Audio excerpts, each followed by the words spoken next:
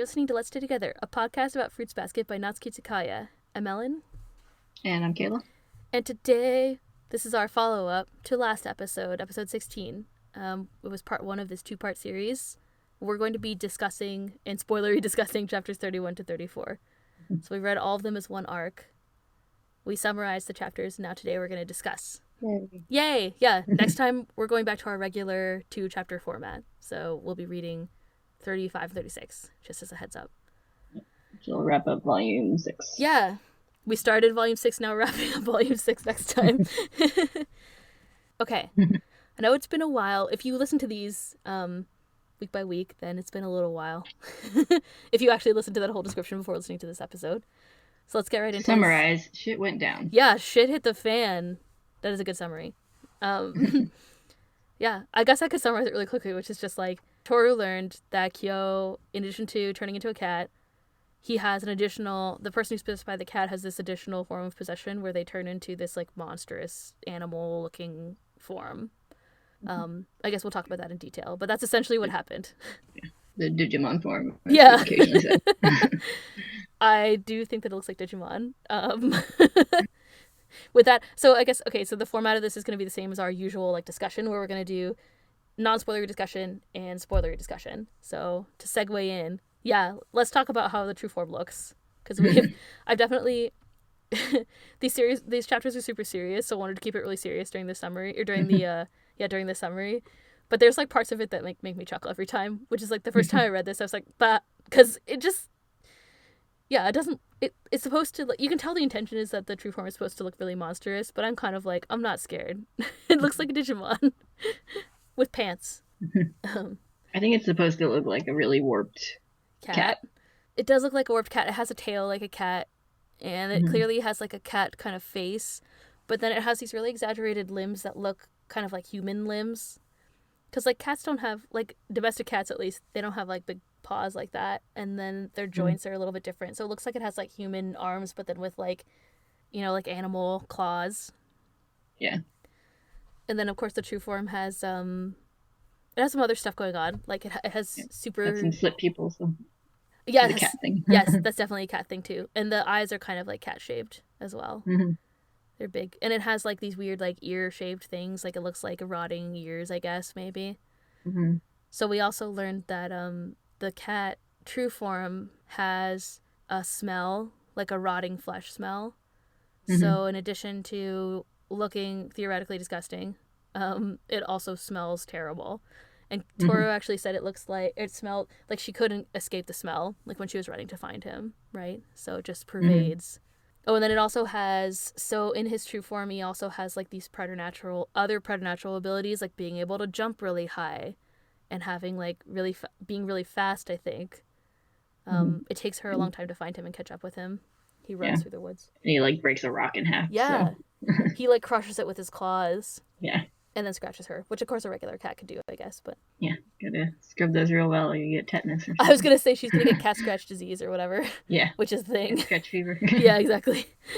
I was gonna make that joke and I was like, no, we can't make jokes.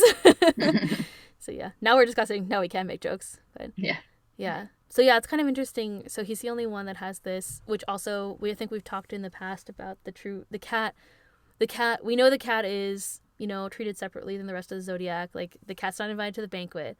Like, the cat is certainly treated differently than other members of the zodiac. He wasn't allowed to live inside. That's right, he wasn't allowed to live inside. And yeah, and then in addition to that, he also, the person possessed by the cat, transforms into this extra creepy form. The bracelet, so the person who's possessed by the cat also has that bracelet that controls, it keeps them from transforming into that true form. Have they actually talked about that? I mean, it was kind of obvious because he removed it, but... Yeah, there's no, like, exposition on it. But yeah. So yeah, there's no exposition on it, but then the bracelet... He removes it and it transforms him, and he's got the flashback of his mom always checking it. For the bracelet. Yeah, exactly. Yeah. So yeah, we can... pretty much, it's pretty clear the bracelet somehow controls if he transforms into that form or not. I also want to talk about the way that people reacted to his true form. So the first time we see like a memory of Akito reacting to his true form, I think, like right at the beginning of that chapter, after he transforms. So Akito's reaction in his memory, of course, is like just completely disgusted, Kido's like covering his face. And then I think it's also interesting that Shigure is there in the memory too. Yeah, I thought that was interesting too. Yeah. I wonder how they ended up being there together. Like in that one scene. Like I wonder, yeah, I don't know. That's all. It would be all headcanon, but it's just like maybe Shigure goaded him into it. Like who knows? I sort of wonder, like, is the true form of like a widespread knowledge among the other Zodiac members? I definitely think we can talk about that because I don't think that it is. I don't know how. So it seems like Kagura knows. She doesn't really react. And then, of course, we know Shigure knows because we saw him in that memory with Aikido. Yeah, and he was talking to Kazuma. He was talking to Kazuma about it. Yeah, exactly. So Kagura, I think, knew. Yuki maybe didn't know. So, like, there's the way he also sees out the window. I don't think they really show his reaction, but then the next day he looks a little bit he looks a little bit surprised. You can see, like, the bottom half of his face. You see his mouth, like, like his, like, you know, lips are parted. And... yeah, he does look surprised. So I think it's not necessarily clear how many people know, but Yuki for sure didn't know, I think. Or at least that doesn't seem like Yuki knew. And then, of course, he has these other memories of other people, like his mom. So, like you just mentioned, his mother checking his wrist constantly to see if the bracelet is still on. And then I think it's it's a main point in this whatever chapter it was, 33, I think, that his mother's reaction is directly contrasted with Tohru's. Yeah, I have a line in my notes that just says acceptance versus denial. That's a good way to describe it. And he says it exactly that way. He's like, basically, like, you completely denied that this was a thing. Why did you think that, like, just saying that you loved me was enough? Yeah. And then Tohru, you know, obviously in contrast to that, she admits that she was afraid of him, and he feels like that means that she acknowledged the fact, like, she acknowledged how he is deep down, right? Yeah. We skipped right into it, I guess, but did you know that this chapter 34 is exactly a quarter of the way through the series? Yes. It's like early. Like, it feels early. It feels early, like, but I think just because it was treated as a finale in the first anime, it was just like, wow, I can't believe we're already at the true form arc, kind of. Yeah. We got to that end of volume 5, and I was like, oh shit, that's the next one. It's happening. But yeah, so we're a quarter of the way. If you're reading this the first time, we're a quarter of the way through. Woo! It's the mid-season finale. Yeah. So it's like an interesting point. Makes me feel like it's well timed. Like, it was clearly planned out, I think, to be done by this point in time. Kind of like a ending of one arc and leading into a next one. Kind of. Yeah, Kyo's... Well, we've had a couple of those, right? Because we had the, like, Tohru leaving and coming back. And then Yuki and Kyo coming back from the main house. Those are kind of, like, big points of development, I think. And then this is, like, the next biggest one. It's going to set up people's reactions for the next coming chapters, I think. Yeah, definitely a big game changer for the whole series. Yeah, I was going to say, and for the rest of the series. For several characters. Yeah. Kyo and Tohru, obviously, but...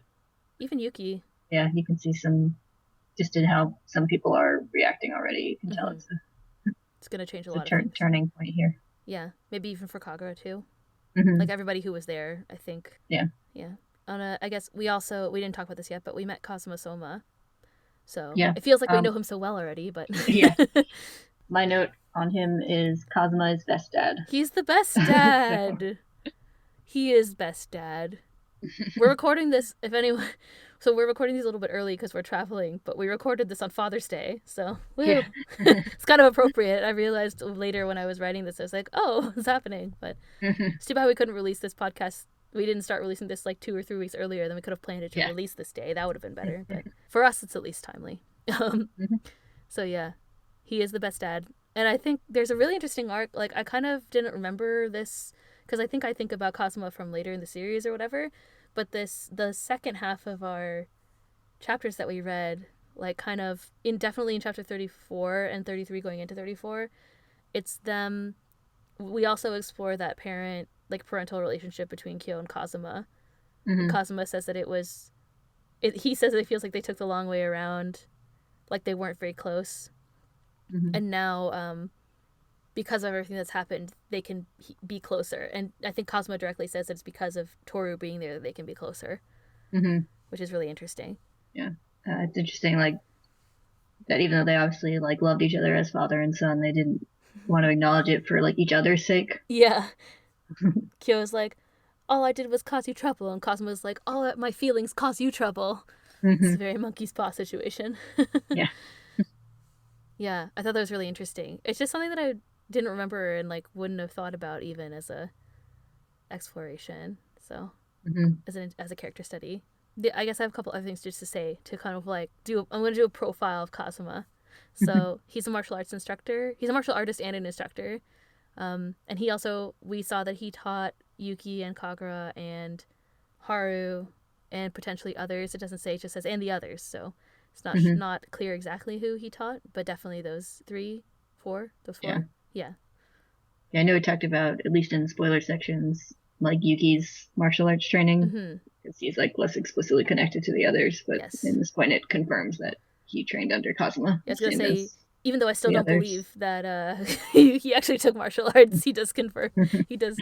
Yeah. This kind of confirms I that, don't I think he guess. trained with the others, Definitely but he not. had the same teacher. So He did. He calls him Shihan too, so he refers to him in a respectful way as well. Yeah. I thought it was really interesting. So I have in my notes like well respected by. So I think that he's probably like a high level practitioner. Like, it's probably a high degree black belt, just based on how he's addressed and also the way that he like totally like thwomps Kyo by like pushing him into the thing and stuff. And also, it seems like he's well respected by the family, or certainly at least by Shigure, Kagura, Yuki, and Kyo, obviously, but maybe other people as well, just because of their exchange when he comes back. Yeah. It also seems like he's at least thought highly of by the rest of the family, just because they're like, oh, that yeah. poor guy having to take in the cat. That terrible cat child. Yeah. Yeah. Yeah, like people are like, oh, I wouldn't wish that on Kazuma-kun. So he seems like he's kind of respected as well, just throughout, in general, in the family. So yeah. I find that really interesting, actually, something I didn't really notice before as well. And then, of course, yeah, we just talked about Kyo and Kazuma's relationship as their sort of like this tense father and son relationship that they both had all along, but they just didn't know. Yeah. Yeah. And then, of course, Kazuma, we found out, was related to the previous cat. So the person who was the cat before also somehow had a relationship, and Kazuma's whatever parent was born, and so Kazuma was as well. And Kazuma remembers him, which is interesting too. Yeah. I thought it was interesting. This is also, I think, well, I mean, we're just jumping around like we normally do, but I know it's been a long time since we talked about chapter 31. That was the beginning of last episode. But in the very opening, when they're standing in the rain, I thought it was interesting how Tohru offered to turn Kyo into a cat and carry him home. And then that's what happened at the end of chapter 33.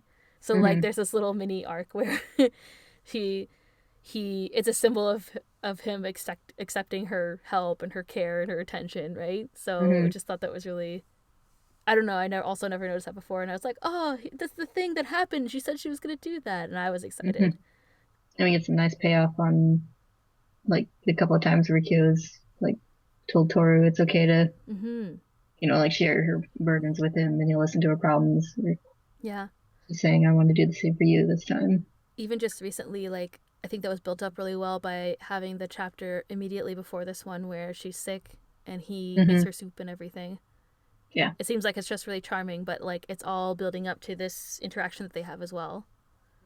Up to this point, I think Tohru has done many kind things for everyone, but it seems like, Kyo is kind of, he keeps her at arm's length, right? Even up to now.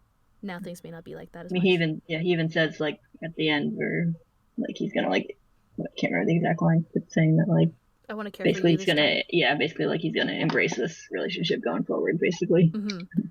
It's kind of funny because, like, it's almost like he already was, but then he just, like, didn't want to admit it. Like, he did, I guess, like, from, as in receiving care from her rather than just taking care of her.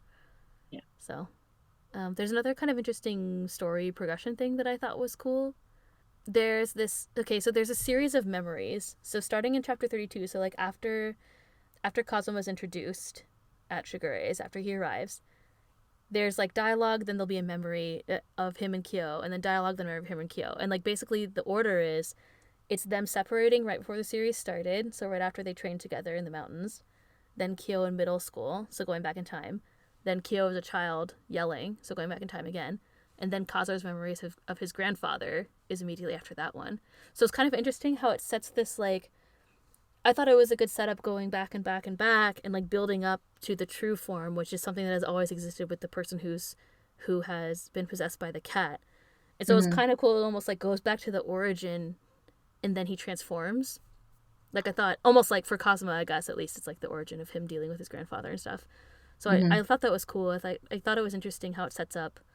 And then in chapter 34, we go back in reverse. So it's from Kyo's perspective. So it's like Kyo as a kid at the funeral, and then him in middle school. And then you kind of get like those perspectives again on those same two events, which is pretty cool. Like narratively, it's an interesting structure, I think. And it helps set up kind of like how, I don't know how to describe it clearly, but it's kind of like so this is supposed to be the cat's true form.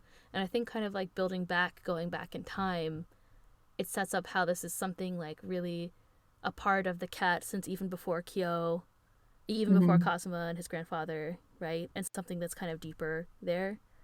Yeah. And then building back in the other direction, it's just getting Kyo's perspective on the same memories that Kazuma had as well, which is really interesting. So we get both their perspectives before they kind of like make up in the end. Yeah. And decide they both wanted to be father and son all along. Yeah. It is kind of interesting, like reaching back to the past. Like I think it's the first time we've had like a direct like mention of a previous zodiac member. Yeah, I don't think we've ever seen. It's just like, oh, the Soma family has been cursed forever, and like there's never talk about the generation before or anything like that. Other than no, I don't think there's any talk of the generation before to this point. So yeah, it's like the first time we even get to see like another person who was possessed by the zodiac who isn't part of this current generation, which is cool. Yeah. Yeah, and I think it just helps to establish the like long kind of connection to the curse that we're just seeing in this episode, this event that happened. Yeah. Speaking of first, pretty sure this is where Kyo starts calling her Tohru. Yeah, you're right. Does he even call her by name? I don't think he does. Yeah, he's usually like you or whatever. Like he never refers to her directly. So it's definitely a big deal when he calls her out at the end of that chapter. I like that it immediately shows it's not just like a one-off thing, because then when he's talking to her, he's like, Tohru, did you see? When they're saying goodbye to Kazuma. Yeah, it's really cute. Yeah, I also think that's a cute full circle thing where Tohru says she wants to see a match between Kyo and Kazuma, and at the end he's like, do you see our match? Yeah, do you see I made it happen for you? Like I did it right away. Yeah. I like how he doesn't even respond to her the first time and then he makes it happen. Like their relationship is definitely, it already feels like really different, even in just this little exchange at the end of the chapter. Yeah, it's a very comfortable exchange. It's interesting because Kagura, so Kyo is like, why do you even come near me and whatever, and then Kagura is like, well, you're the one who does that, she thinks. Yeah. And it's interesting that like as he can accept it now, it's like they have the relationship, both he and Kazuma and Kyo, like Kyo and Kazuma and Kyo and Tohru both have these relationships that they basically already had. They're just now enabled to have them because Kyo is like letting it happen. He's like letting people be nice to him by thinking that he'd be worth something, right? Yeah. Yeah. It's an interesting setup. Yeah. Speaking of him like thinking he's worth something, that line he says before Kazuma makes him transform, where he says, I accept my life is worthless because I was born the cat. It's pretty intense. The whole thing is intense, but yes. Yeah. But then he immediately turns it around and is like, it's all Yuki's fault. And Kazuma's like, you haven't changed at all, which is really interesting too. And we've had like other people have mentioned it somewhat directly in the past, but about like protecting himself with his hatred of Yuki. Yeah, Tohru mentioned that. Yeah. Yeah, it just turns out that it's true. Yeah. Just a little random detail. Doesn't really mean anything, but you get like some close-ups of like Kyo's bracelet early on. Yeah. And the scene where he and Kagura are at the grocery store, Kagura's got a bracelet on the same wrist. Yeah, she does. Yeah. I thought it was interesting. I thought it was very conspicuous that she's wearing a bracelet. You can see it really clearly because she holds hands with him, and there's like close-ups of her hands a lot. Yeah, so I wonder if that's part of her whole thing with Kyo. Yeah, I don't know. Maybe I would have to go back and look and see if she wears like other jewelry. Yeah, because she's got like a little kitty backpack and stuff. So it's like another kind of thing with her. Like her kitty backpack was conspicuous in this episode, or this chapter as well. Yeah, her kind of like almost like self-enforced bond with Kyo. Yeah, their relationship is interesting too. Like what we saw in this. I mean, she comes and she does her like usual thing, but then it was really interesting that she was watching when he transformed, and then she left without saying anything to him too. Yeah, and it kind of seemed like she almost like knew what was going down. Like, yeah, I mean, she came. It's not like she just randomly showed up. I mean, I guess you could interpret it that way, but it doesn't feel like she just randomly showed up. Yeah, she was there before they got home. Yeah, it feels like she knew something. Something was about to happen. Yeah. Yeah, even though, but then she's shown outside while Kazuma and Shigure are talking. Yeah, like listening to the plan and then watching, being there watching for the plan. It. Yeah. Yeah, and again, she's one of the ones who obviously does know about his true form. It seems like that is true, yeah. Since she didn't react. She doesn't react, and she also, in the beginning, when she's asking you for a coon, she says she still doesn't know, are you going to keep it, hiding it forever? And just by the way he reacts, you can assume it's about the true form. Yeah, he's like, shut up, basically. Yeah. Oh, she mentioned it earlier, too, where she says, when she's talking about, like, how much she loves Kyo in her first introduction. She says, I love him even with it, just, like, even when he turns into his true form or something. But he starts to say that, and he cuts her off. Yes, really angrily. You're right. Yeah, I totally forgot about that, even though it's so prominent. Yeah, when she's introduced, she calls it out right away. She sets it up right away. Now we finally know. Yeah. And that's an early chapter, too, because that's, like, Kagura's introduction's, like, the first one after the, like, beginning arc. Yeah, it's probably 7 or 8 or something. I don't even think it's that. I think it's, like, 4. Maybe. Oh, right after the... Yeah, she shows up right away. Because they, like... Yeah, it's before she goes home. Yeah, you're right. It's pretty early. So it's been set up all this time. Yeah. Everything that happens in this series is set up from the beginning. I think, but whatever. Listen to everything. Pay attention to everything if you're reading this for the first time. Oh, I have another small thing to say. So they mentioned that Shigure mentions that Kyo and Kagura and Yuki at least all have bank accounts. Yeah. That the family puts money in. Yeah. I have a headcanon, but I think it's not a headcanon. I think it is canon that they're like rich as fuck. So yeah. I'm pretty sure all the Junichi, they wouldn't just give it to Kyo, Kagura, and Yuki, especially not Kyo. So probably I would assume that all the Junichi have bank accounts that they put money into. Yeah, at least the underage ones. Probably. Yeah, I don't know about Shigure, but he doesn't seem to have to do anything. So. Yeah, it's interesting. I find their family system kind of interesting. Like, they definitely spreading the money around. Yeah, I think it's interesting that they support Kyo also. Yeah. Like, I guess it'd be conspicuous, like, to the outside world if they just, like, cut him off, but maybe. It's kind of interesting. Yeah, for sure. Do you have any other serious non-spoilers to say? Yes, one very important one. We got more damage to Shigure's house. Yes! That's what I was just about to say. As soon as Kagura punched the door, I was like, yes! And then I went and updated the sheet. And then, of course, at the end... Yeah, we got a damaged fence, which may or may not be on Shigure's property. I say that it is. Yeah. I put it in my counter. Ignore the question mark in my notes that I know you can see. I say that it's assertive. I assert that it's on his property. It's like before it looks like Tohru. I'm changing it to an exclamation mark. Yay!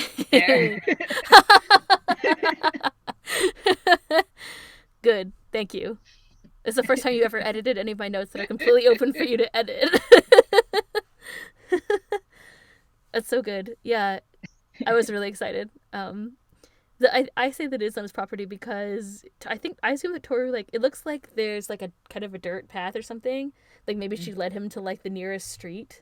Yeah, it looks like she's kind of walking him to like the road. Because he says I can find it from here, so that's back in civilization instead of on the mountains where the sun is. Yeah, or wherever the fuck it is, where Shigure's house is in the middle of nowhere. Yeah. Yeah. Yeah. Anyway, I was really excited. So poor Shigure's house, but it's okay. He'll get their money for it, I guess. Yeah. I really enjoyed that I really like that the damage is always still visible in like later scenes in the chapter whenever there's damage. Yes. Like when Kazuma shows up at the house. Sometimes even see the hole in the door. Yeah, so good. He does seriously look like he's like contemplating it because of the way he's standing, which is really funny. He's probably like, oh, Kagura's here. Yeah. Ah, Kagura. Especially if he's her teacher also. Yeah, he would know. It kind of explains how she's so strong as well. So. Yeah. I feel like I don't know if it's ever said, but since Tohru was enrolled in martial arts to try and control his like mood swings and stuff, I wonder if Kagura was put in to try and control her temper. I mean, I would assume that that's the case. Yeah. Or maybe Kazuma was just like, let me help all your emotionally damaged children. It's like half the dojo is just Seems like the rest of his students probably aren't. So I'm wondering if they're like, what's with all these kids with weird hair that learn in our class? Maybe, yeah. And they all seem like older too. Like it seems like At least those are the ones that he's talking to a lot. And then yeah, exactly. Those are the ones that we see. But yeah, I'm sure they're like, what's going on? Oh, I had a question for you, or like something to interpret that I haven't figured out how to interpret yet.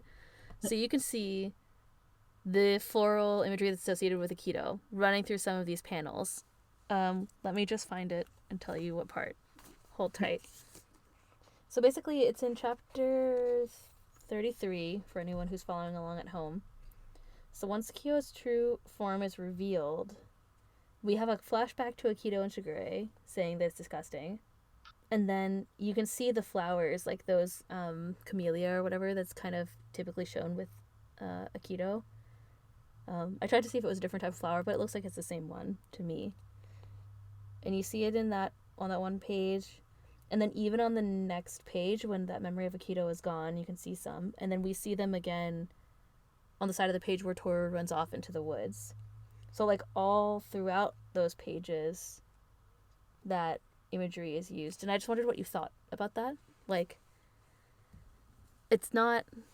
Is it just like filler space, or does it have something to do with like contrasting Aikido's reaction and Tohru's? Is it just Aikido? I get the impression that that's like possibly the first or one of the first times he transformed to his true form. It's probably true. And so like it's just like his strong memory of like obviously Aikido's view on it affected him a lot because it has that whole speech from Aikido. So his body's all warped and ugly and smells like something's rotten. It's just the cat's true form. It's disgusting and all that. Yeah. And then of course his mom is like, oh, did something happen with Aikido? Yeah. Like as if maybe he came back from there to her or something. Yeah. Yeah, perhaps. I wonder how they keep that bracelet on you as a baby. No, it doesn't seem like I was kind of wondering the metaphysics of the baby, the true form. Baby it's like, well, that gets kind of mentioned with Momiji when he talks about the mother like giving birth to a child and hugging it and having it turn into an animal. Change into a weird baby animal. Yeah. Like the true form, it seems like he turns back on his own. Yeah. Like, it's not like they have to force the bracelet on his giant weird kitty paw. That is true. I assume that like Kyo is probably born. We're going into headcanon territory or like non-canon territory here for this discussion. I assume that Kyo is just born like a regular zodiac baby. So I wonder if there's a point where that true form, like it's not like he would be born in his like true form or something. That'd be weird. Because like I feel like the situation is like they don't know until they're born if they're possessed or not. So yeah, I don't know. Maybe they are like, oh no, he's the cat, and they put that bracelet on, and then from that point on, it's like if he takes it off. Yeah, I don't know. Or maybe it's like at one point he transforms for the first time or something. Like I don't know. It could be that time with Aikido was like the first time that he remembers. Yeah, I think it's definitely the first time he remembers. I don't know if maybe like he transformed once when he was tiny and. Yeah, his parents were like, what the fuck? Yeah. Especially because his mom is like, oh, it's fine. Just, I mean, you changed back. Like, she knew about it, maybe. I wonder if we can interpret it from the way that she speaks to him after he transformed back that time. It is interesting because, like, also the true form in that scene looks smaller than it does now, too. Yeah. Like, as if it also changes as he grows, just like all the animal forms, too. It's wee bad. Yeah. Wee baby Digimon. I mean... I don't know if I have a Digimon to make a joke about it evolving or whatever. Actually, do have baby form Digimons. I was gonna say they do, don't they? Like they have small ones and big ones, right? Yeah, and they're usually just heads with those long ear things. So this is what I'm saying. I stand by what I said. You could interpret it as being creepy, but I think it would definitely be creepy in real life. Definitely, it's terrifying. Plus, she says he sounds different too. I didn't include that in my description, but. Tohru says that he sounds different. Also, the smell would be terrible. It would be overwhelming. Like, that alone would probably be scarier than anything else. And then it's, like, crazy. It's like you're, like, a were monster or something. Like, he runs so quickly. It'll be really interesting to see how this all gets animated again in the new series. I bet it'll be even more dramatic. Because in the first one, this was, like you said, this was kind of the climax of the original 2001 anime. And it was definitely, like, really intense, but... I feel like with the things and like the effects that they're using in this current anime, it's going to be really different. Like I'm sure it'll be interesting. Yeah, and I do think they kind of, if I remember right, they kind of avoided like actually animating the monster that much. Like I remember the like transformation. It's like his eye, just like in the anime. Yeah. I'm sorry, just like in the manga. And then there's the running scene, because I distinctly remember that part where you see his, like, he runs and there's like a slow motion part and his human body's kind of like outlined in the monster, Hmm. just like it was in the manga as well. Yeah. And I remember there's a scene of him like screaming in his like animal form too, which is really Yeah. creepy. I feel like I remember being shot like in like close angles and stuff. Like you didn't Yeah. really get a lot of full body views of the true form. But Probably it's been a not. while since I watched it. That's just kind of the impression I feel from Yeah. my memory of it. Same. But yeah, Hmm. I think you're right. Hmm.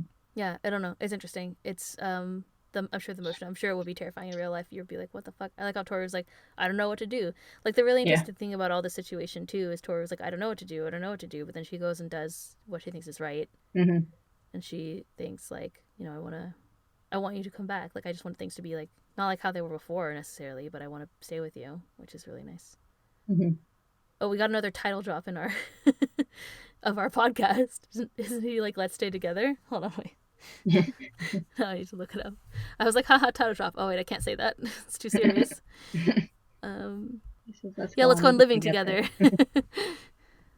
I think he says I wanted us to stay together in his monologue before.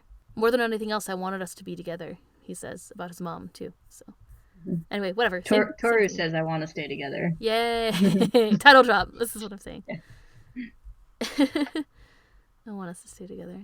The scene is really. It's always very touching. Hmm. I think some of the ones that are the scene where the scene this time where Kazuma picked up baby Kyo, like one of the first time when they're walking together after those ladies are so sassy about him in the main house, and he picks him up and he's like, "You need to breathe the air from a higher place." This time I was Hmm. like, "Oh, my heart!" Like it was Hmm. just the way that Kazuma takes care of him, and like literally he treats him better than anybody else ever has, and Hmm. it's very sweet.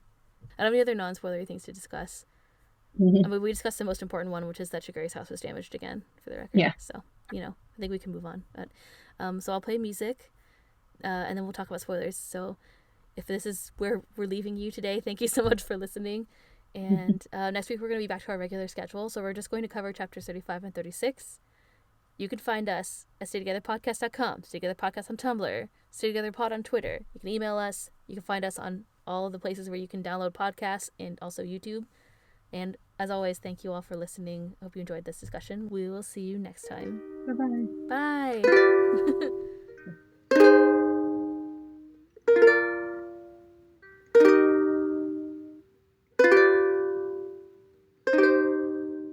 Might be writing a text right now. Okay, I'm done. Spoilers. It's time to talk about spoilers for these chapters, of which I'm sure there are many. Yeah. Well, many spoilers. Yeah. This isn't a spoiler. Well, it's kind of a spoiler, but I love Shisho. That's the first thing that I wrote Yeah. in my notes. But I particularly love the relationship between Kyo and him and like Tohru later, especially Hmm. like how he and Tohru kind of they get together to talk about, like, they're kind of on the same page about trying to free Kyo from the curse and stuff. Like Tohru Hmm. talks to him about the curse, which is really interesting. Like all that when that stuff goes down, I think their relationship gets really like it's like on the next level, which is nice. Yeah. He might be the best person in the series. He might be. It's a competition between him and Tohru and I don't know, Hiro's mom. Hmm. He's, I think he's definitely the best dad in the He's 100% the best series. dad. Are there any other dads? Like, there's like Akira or whatever, but like. It's Katsuya, but he didn't have much time to be a Katsuya. dad. Oh. Yeah, no, he didn't. He seemed pretty good when he was there. He seemed okay, yeah. And then there's Toru's grandfather, but I guess he's a grandpa, not a dad. Well, by definition, you have to be a dad before you get to be a grandfather. But he's her grandfather, not her dad. Yes. He's a granddad, perhaps. He's not just a regular dad, he's a granddad. Yeah. I hope you like my pun. I hated it. Rude. He's definitely the best dad, and he's way better than Kyo's dad, who's probably the worst dad. He's way better than Kyoshidi dad. Yeah, Kyoshi dad is the worst dad, I would There's say. Momiji's dad who's trying but failing pretty bad I feel at like it. he's not doing a great job. Yeah. I think he he gets some points for effort, which is more than a lot of them get, but not any points for follow through. no, he definitely tried, but then he's kind of like the thing that bothers me about Umiji's dad. This is like really random and unrelated to Kazuma, but the thing that bothers me about most about Umiji's dad is that later he's like, "Oh, Momo wants to take violin, so like you can't take violin from the same person or whatever," which is like, Yeah, "Oh, so I see you're just slowly like shunning Umiji from your life, from his life that you yeah, can now control," which is crazy. Anyway, that's a random side note about his dad. We didn't talk about that yeah, before, but hmm yeah, he's definitely the worst dad. Happy Father's Day. yeah, Happy belated Father's Day from yeah. us. Yeah, I was gonna say something about like Kyo's dad in the non-spoilers, but I was like, it's never actually pointed out that it's him, but No, he shows no, up in he the was in the scene where, flashbacks, yeah, and he says your mom loved you more than anybody else, which is yeah, and he's the possibly one, true, but yeah, and he's the one baby Kyo is yelling at when he's, mm-hmm. it's not my fault. Yeah, and like So, he's like on the ground, he's like on his butt, like sitting, hmm which I thought was really interesting. I never noticed that before. yeah, Yeah, and Cosmo was like holding him back. hmm I'm excited for when Kyo gives him what for later. yeah, Well, that'll be fun. Yeah, Shisho's definitely, he's probably definitely one of the best characters. I agree with you. mhm, It's hard toss up between him and a couple other people that I can think of, but yeah. for At least as sure, far as being a genuinely good person. definitely. And I think he has. I loved the exchange. Like, I just thought the exchange where he comes in and they all greet him was really interesting. Like, he greets them all. They all greet him like one by one. He's like, "Oh, Kakura, you're looking well. Like, Yuki, it looks like you're filling out." And Yuki smiles and like, he's like, "Oh, Shigura, I'm glad you're like, I'm glad your writing career is going well." Like, he has all these little things that he says. It's just like you can tell that he really is kind and he cares about all of them, and they also respect him and stuff, which I thought Yeah, was really cool. And I'm sure people like Kagura, respect him for taking care of Kyo as well. On top of that, yeah, and yeah. It seems like obviously Kyo is special to him, but he looks out for the other kids that he's yeah, training also. he's the Zodiac dad. He's everybody's Yeah, dad. Yeah, he's great. yeah. They're in, good dads are in short supply in the zodiac, so Definitely. they'll just have to share. Yeah, so funny. I have a unrelated thing about, oh, kind of, it's related to Shisho, but in the chapter where he's being introduced to Tohru. He's like, "I see, so you're the young lady," and then he kind of trails off, and Kyo looks really concerned. And then hmm Shiso is like, "Rumor says that you know the secret of the Zodiac curse." And then the question that I have is, does Shisho know exactly what happened between Kyo and Kyoko, or not? Because, and does he know that Toru is related? Because Kyo knows Toru is her daughter, but Shisho wouldn't know that, right? I feel like he knows something because there's that part, but also when he's talking to Kyo when he's about to take his bracelet off, Mm-hmm. he says it's when he's telling him that he can't go back to the dojo. He says like whether you coming to live with that girl is a coincidence or an inevitability. Mm-hmm. Kind of makes it It's sound like he knows something about it. That's more of it. Yeah, it's surely to us, to people who don't know, it could just be like, "Oh, that girl Toru." But I think Yeah.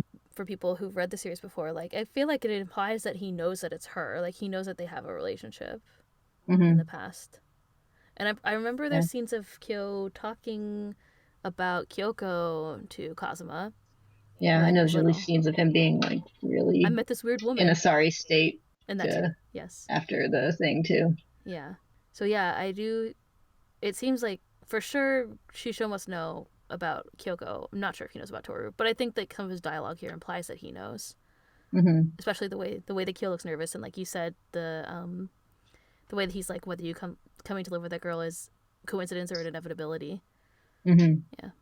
So I thought that was an interesting foreshadowing of that relationship too. Yeah. I have another question about Kazuma. hmm Are you ready for my pop quiz about Kazuma and how great he is? Question one: is Kazuma the greatest dad of the Zodiac? The answers are yes, yes, definitely, or like probably yes. Your choice. Okay. The question that I have is during. Okay, so Kazuma and Shigure have this chat, and Kazuma is like, "I'm gonna do it tonight. I'm gonna remove the beads." The question that I have is, do you think that Shigure and Kazuma are in cahoots trying to break the curse? Like, do you think that they know that they're both kind of working to break the curse? Actually, I don't even know if Kazuma is, but do you think that he knows that Shigure is? Like, is he complicit in Shigure trying to break the curse, do you think? Based on anything that we've seen so far? I don't remember enough about the later stuff to make a Okay. comment on that. The reason that I think that he I is think he might know that Shigure plans things just yeah. just by the way he talks to him. I feel like maybe they know, like maybe they have a shared understanding. But Shigure is like, oh, with so much at stake, like, is he just referring to Kyo? He says, like, with so much at stake, do you trust Tohru to accept him or whatever? And I feel like for Shigure, he's referring to something beyond just Kyo. Mm-hmm. But I wonder if Kazuma understands that in the same way. And Yeah, then, I don't remember enough yeah, of Cosmo's later chapters to I don't know. I'm just speculating. I tell just that. wondered if you also Yeah. thought that, but not sure. We'll figure it out later. Mm-hmm. The jury's still out. They may or may not be. There's definitely parts also I know for sure where like I just said when Toru talks to Kazuma about breaking the curse, so maybe he'll mention Yeah. it then, maybe not. But I do think there's a possibility based on the way their dialogue is. So because also I'm like, how did Kyo even end up living with Shigure? Like he came to fight Yuki, but I mean, then what? Like what was he doing? That was Akito said he had to live there, I guess. yeah, because they said like Toru could stay, but Kyo also had to stay. Right. Mm-hmm. And I guess Kazuma was, I don't know, walking the world or whatever. Yeah. He's training. But then what Yeah. was he expecting Kyo to do? Like, where was he expecting him to go? Like, they must have had some kind of agreement. Mm. I don't know. Like, it's really strange.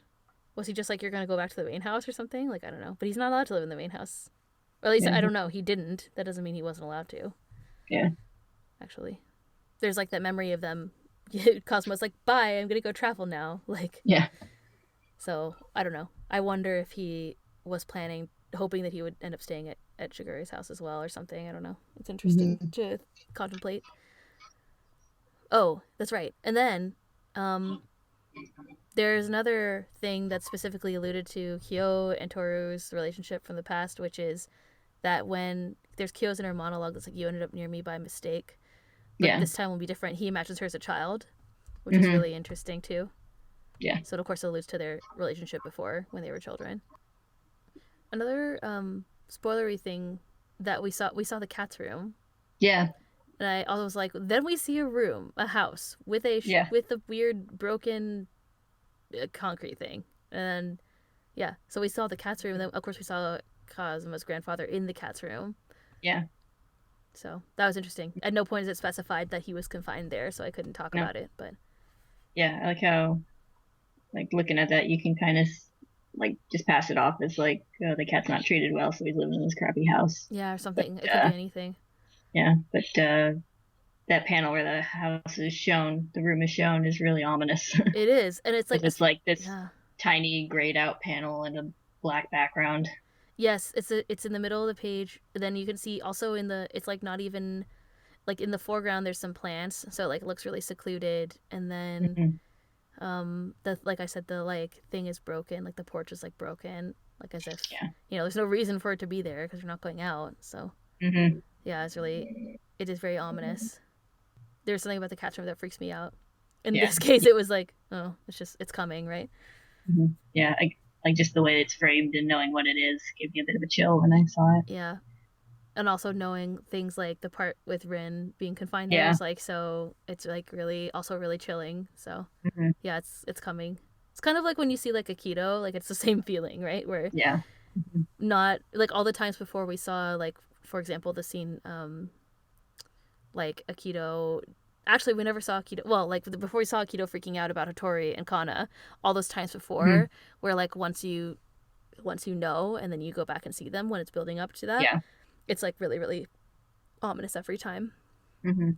So it feels kind of the same. Yeah. And knowing about the cat's room, I'm amazed at how calm and kind Cosmo's grandfather seems. Yeah, In the flashback. yeah. He's like, I mean, I think that Kazuma's grandfather probably understood that Kazuma was a child and he was being conditioned by everybody Yeah. else. So what was he gonna do? I mean, he's just like, Yeah, but just a kind of like quiet, yeah, resigned acceptance. Like I kind of wonder, like, was he like Kyo when he was younger? yeah. Just That's a like, good question. Was he angry and angry? stuff, and he's just become, accepting of it after so long, Yeah, but still trying to like reach out to his family. yeah. It is. It's really sad, and he tries. It's funny the things that you do when you're a kid that you regret. perhaps. Yeah. I said it a couple of times. I made a joke about calling everybody's faces rueful. But again, like we had all these so many faces full of like kind of mixed emotion throughout these chapters. Like and I also mentioned that like the relationship between Kyo and Kazuma, like of them not wanting to feel or like push their feelings onto the other person, being explored as a part of their like character study. All those things are so interesting. Like it just really, I think, shows the depth of emotion that Takaya can express in all of these different stories that we see throughout this series. Yeah. Like, these are just a couple. The ones I was that kind of hit me this time was Kagura, because like I was thinking we were gonna like see much more about her and Kyo in this chapter, just because it seemed like obviously so much of it was referenced, but a lot of it doesn't come up until quite a bit later. Yeah. Their whole thing. There's like a scene of her as a kid that's referenced that I also couldn't speak about very much. Where the one where she's that little. was the thing I was gonna reference to. I was like, yeah, it's like, yeah, she saw him when, and I was gonna say like different reactions to Kyo's true form. Yeah. I was gonna talk about Kagura's there, and I was like, no, I was like, we see the scene of her as a kid looking terrified, but it doesn't actually say that it's because she pulled this bracelet off. Yeah. Do you remember what happened in that scene? Like, do you remember what happens later in the story when we actually see that? I remember it's just them like playing together, and she's like, come on, let me see your beads and stuff, and she tears them off, and then she like freaks out and runs away. Yeah. And she like felt guilty about it. Yeah. Part of the reason she is like as close to him, like became so like clingy toward Kyo, and then that became like real genuine love for him. Because she said like she started off like looking down on him, because she says like she became friends with Kyo because she's like, at least I don't have it as bad as the cat. Yeah, she became friends out of pity. There's a really striking scene of her as a child where she's shot from below. She's drawn from below, looking down at him with this kind of like crazy expression. That was something that I always remember about her. Yeah. And then I said I had a note that said like denial versus acceptance. It's actually denial versus pity versus acceptance. Yeah. Because it was like my kind of idea on kind of the like big reactions to Kyo and his true form that you see from kind of the big characters in his life. So his mother and Kagura and Tohru. Yeah, and even Shisho and Akito, presumably. Like Shisho says, like, oh, I started taking care of him out of pity, but I don't think that's really the case, or like out of to atone. But I think that he genuinely noticed what was happening with Kyo and wanted to help him specifically, not just atone for like his past, I guess. Yeah. I don't know. And then with Kagura, it's like it's pity that turns into true feelings later, much later, like as a teenager or whatever, I think. Yep. And then then you have Tohru, of course, who acknowledges how different he is and the non-ideal parts of Kyo, but that doesn't stop her from wanting to have a relationship with him, right? Yeah. So it's very interesting. I think also, the true form is a very literal thing in this thing, but I think we can take that as a pretty big metaphor about, like, you don't have to, like, love and be perfectly okay with, like, every single aspect of a person. Yeah. In order to, like, accept them. Yeah. You don't need to just pretend like, oh, this is all fine and dandy, everything's cool, I don't have to think about this. Like, it's okay to be, like, honest and look at a person honestly to accept them that way. Yeah, and I think like this is completely unrelated to Fruits Basket, but one of the things that struck me when I saw Inside Out is that it's like one of the main like plot points of the story is that the main character has to develop to be more mature, needs to develop memories that have, or develops and understands memories that have like are tinged with multiple emotions, right? I feel like that is like a really like a sense of maturity. It's the same kind of thing with your relationship with other people, right? Recognizing like not everything about everyone that is perfect. You don't necessarily need to accept every single thing that they do, or think that they're perfect, but the point is that you can either decide if they are someone who's worthy of your attention, your affection, or that they're, whatever, not someone who can be someone who you want in your life.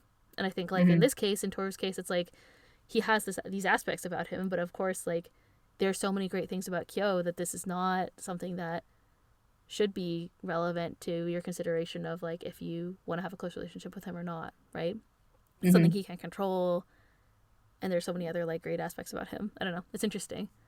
Yeah, and I like in the scene when he's trying to drive her away, like, she starts to leave at first for a minute, and then you can kind of see her go, like, no, this is worth it. Like, the look of determination on her face is also one of those really amazing like moments, not just in these chapters, but I think probably in this series, I think, where she looks back to go back to him. Yeah. And I feel like later she's like, she talks about again, I think, in the future, about how scared she was at that time too. I think, but I'm not sure. Or maybe it's a different time. I don't know. But she, like, she's clearly, and she tells him that she's frightened, but then she stays there anyway to try to convince him to come back.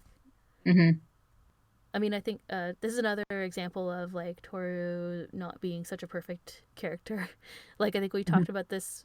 I like to talk about this because I disagree with everyone's assumption, with many people's assumptions that, like, she's perfect and great and accepting of everything. And it's like, in this case, she did accept him in the end, but also, like, you can see how hesitant she is and how she wanted to run away and stuff as well. So it's kind of interesting to see her turn and to face that for something that's worth it, right?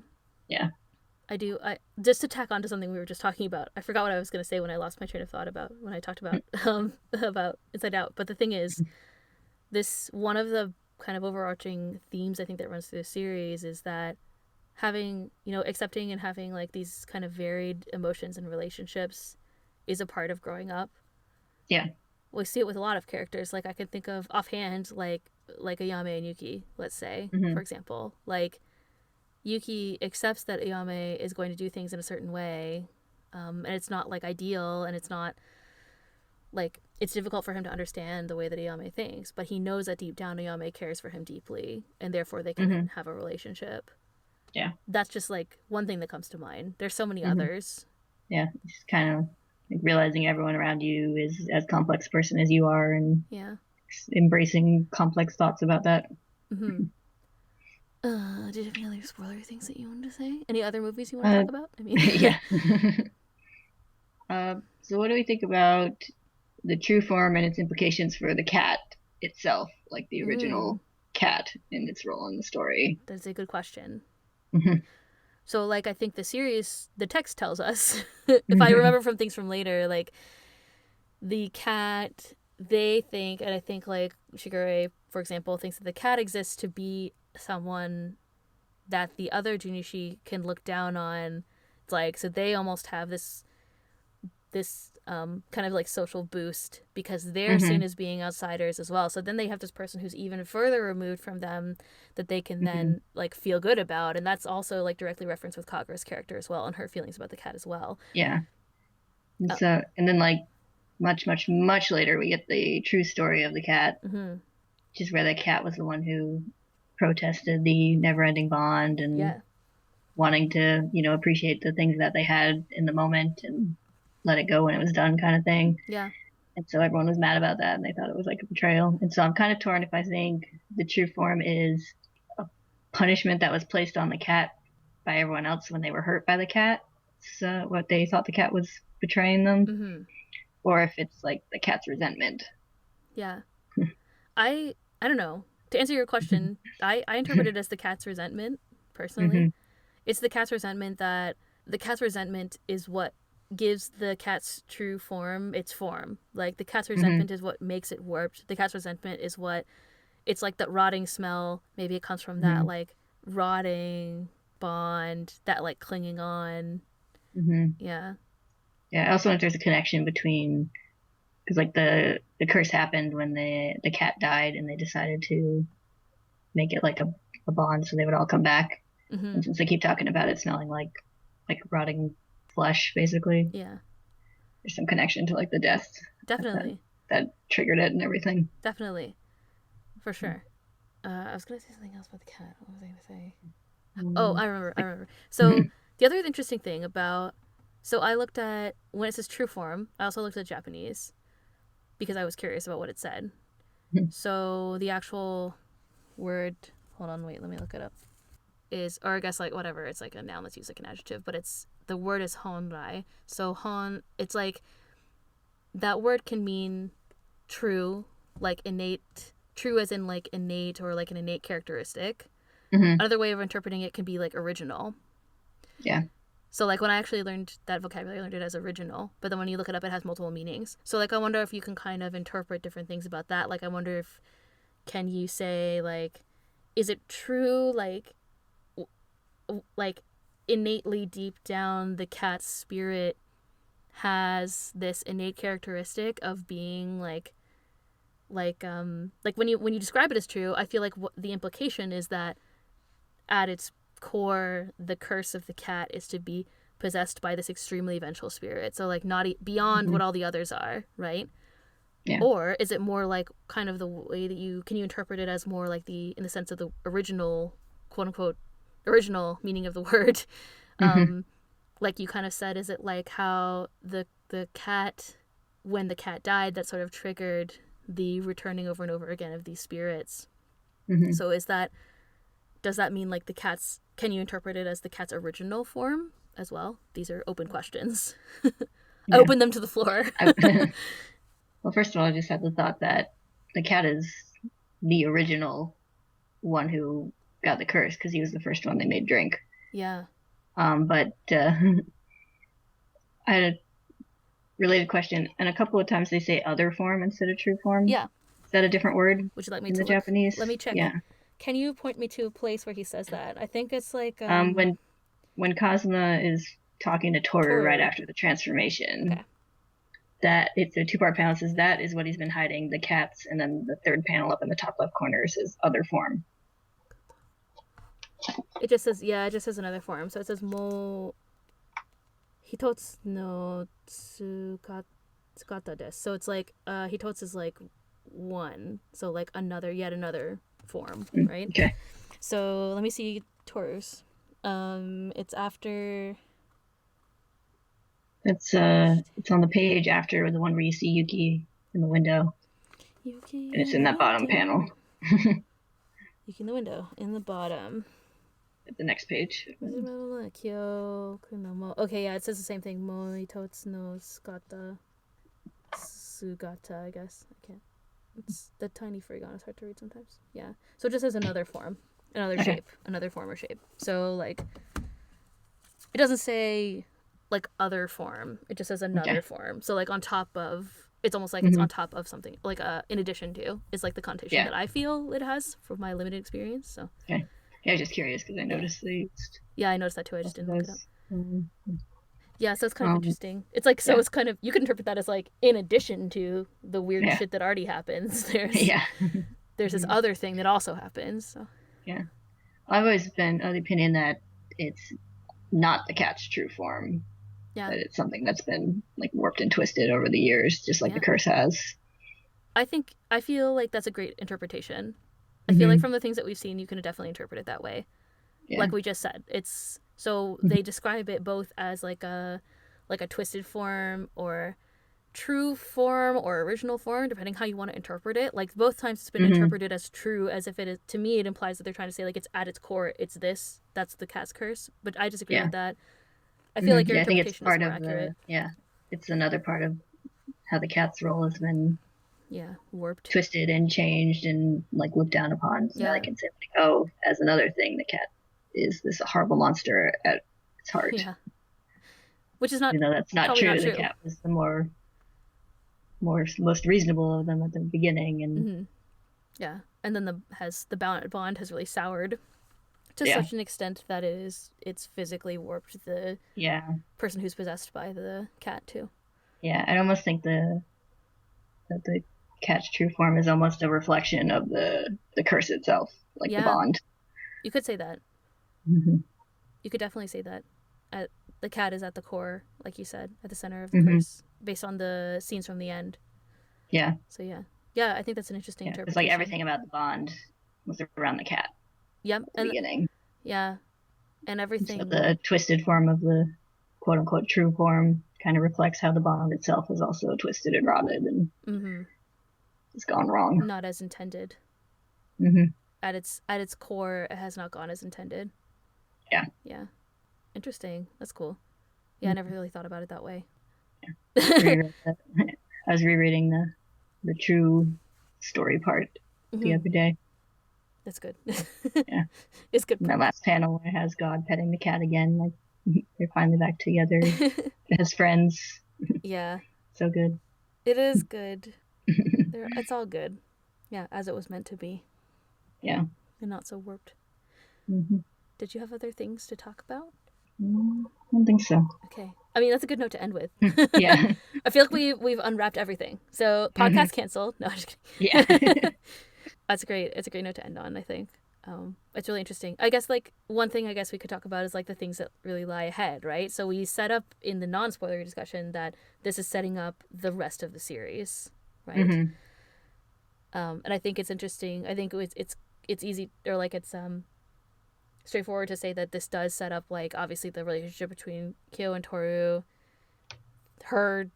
This is part of what sets up her determination to break the curse, right? Because of the cat and the having to be locked up, and then also I think the burden of the bond on Kyo specifically that encourages Tohru to break the curse. Yeah. And we see that develop over time. I think we also see like Yuki. I think Yuki's relationship with Kyo is going to change. Yeah, I think this is a significant chapter for Yuki, even though it's not like clear right away. I think we'll talk about it next time because the next two chapters are all about Yuki. So, or like not all about, but mostly about. Like they kind of focus on him. So I think it will be very interesting. Yeah. I don't remember exactly the way that this specific incident changes Yuki, so I'm looking forward to that. And even Kagura too. Like I am excited to get to the reveal where she says that she pitied him and then that changed. And their relationship to change. I think that will be interesting too. Yeah. And then we'll be seeing more of Shisho, which is nice. So on that note, next week we'll be back to our regular 2 chapters, and we're going to talk about chapter 35 and 36. Thank you all so much for listening. This was really fun.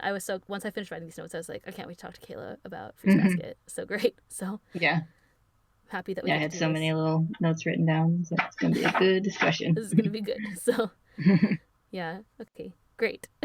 Good. I'm glad we're all happy. Okay. I think that's it for this time. So we will see you next time. Bye. Bye.